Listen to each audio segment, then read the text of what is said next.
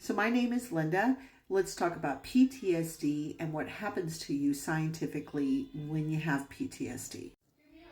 So within your body, you have like an autonomic system. It has two sides to it. It has your sympathetic and it has your parasympathetic. Your sympathetic is your part that is activated when you're under stress. So when you see the word sympathetic, pay close attention to the S right here. S means stress. And you got the parasympathetic, where the P means peace. So when the sympathetic nervous system is activated, it's various parts of the brain that we won't even go into now go down the spinal cord right through here and go down to where your kidney is, which is right here. And on top of your kidney, if you look, there's that yellow piece right there on the top. That's your adrenal gland. It looks like a little fatty cap on top of your kidney. Inside your adrenal gland comes lots of hormones. One of them is hormones and neurotransmitters, but one of them in particular is your cortisol. The other one is epinephrine. So what epinephrine does is it increases your heart rate, it increases your breathing, it dumps your bladder, it makes eating and going to the bathroom not important. It decreases your need for sleep. It does all of that, and it dilates your pupils. So what it does is it primes up the entire body to fight. It primes up the entire body to get away from a lion real quick, to react quickly to a snake, or to jerk your will when somebody is about to hit you in a car. It gives you the ability to not process things, but to react very quickly and respond and to save your life. While the parasympathetic mode is more for they call it the rest and digest mode. What this is when you're in the parasympathetic mode, your body has the ability to grow, to repair itself, to fight, to defend you. Your body functions as it should. It dumps waste when it should. You're able to eat, you're able to sleep.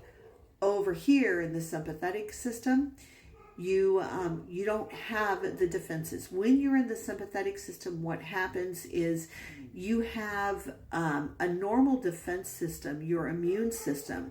It's off fighting and trying to protect you. When the sympathetic system is activated, that immune greatly diminishes, and in some cases, it completely goes away. But I really want to pay attention to what happens when you have high levels of cortisol in your brain. And you can see you have a decreased sensitivity to pain.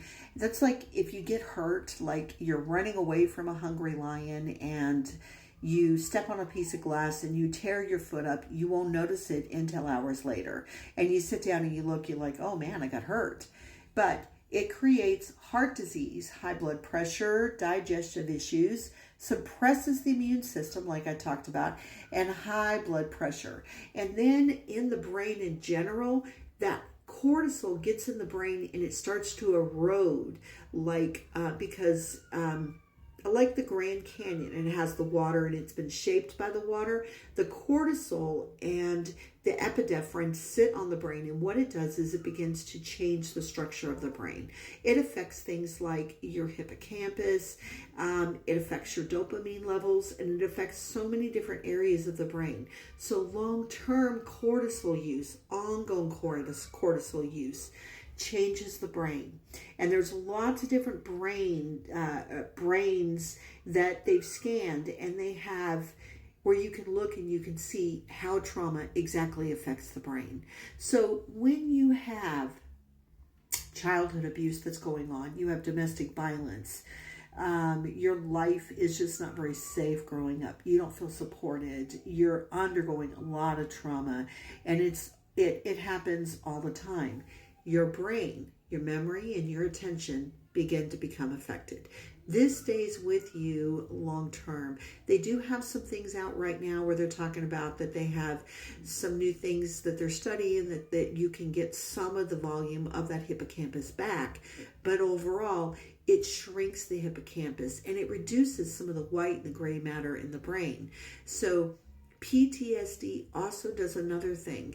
Ongoing PTSD, there's another chemical that gets into your body called acetylcholine. Acetylcholine is supposed to flip. It's supposed to flip you back from the sympathetic to the parasympathetic. So when the threat has been resolved, like you're running from this hungry lion, you climb up a tree, and the cat just kind of wanders away. Acetylcholine is supposed to come in and flip the switch and put you back into parasympathetic mode. But when you have ongoing stress, you're over here so much, the parasympathetic system kind of malfunctioned and doesn't kick into gear. So you stay in this survival mode and you stay in this perpetual stress mode where you're slowly starting to damage a lot of the organs in your body. So this is one of many scans that you can go to Google and you can see for yourself. But I want you to look real close at this brain. I want you to see what you can see that's different. And I'm gonna point out some things to you. And I'm not gonna go through the whole anatomy of the brain. But as you can see with the normal brain, that brain tends to take up most of the skull. Where you go over here, and this brain is kind of shrunk down a little bit. You go up through this area, and this is where a lot of your hippocampus and your amygdala is. And if you notice, you got more over here than you do there. And these little two eyeballs up here, this is your ventricles. Your ventricles hold spinal fluid. You should have smaller ventricles, but the stress has made the ventricles blow up. Now, overall, too, there is, and you can't tell too much in this brain, but there's white and gray matter. Like here's the white, and then you have some of the darker areas here that are gray, and you can see there's a change in the white and the gray matter. But the brains look different, and it's fascinating when you go and you Google like PTSD, especially the hippocampus and the amygdala, what happens to the brain under stress. And probably one of the most dramatic things that I've ever seen is this. And I'm going to back away. These are the exact same age. One picture is not smaller on purpose, but look at just what neglect does to a child. And it says here, these are brains of the 2-3-year-old children. The image on the left is from the healthy child, and the image on the right is from a Romanian orphanage who suffered severe sensory deprivation. The right brain is smaller and has enlarged ventricles, holes in the center of the brain. It also shows a shrunken cortex, the brain's outer layer. So these again are those ventricles, and they should be much smaller. But ongoing stress, and there's a difference between having something that happens once or twice, but ongoing stress without the support, the brain changes. And this is why one of the theories with addiction is because when the brain changes and the structures change, what else changes is the chemicals in the brain change. So already your brain is used to having a whole lot of extra chemicals in your brain than what it's supposed to have. And when you become an adult, it makes it that much easier just to keep that rhythm going.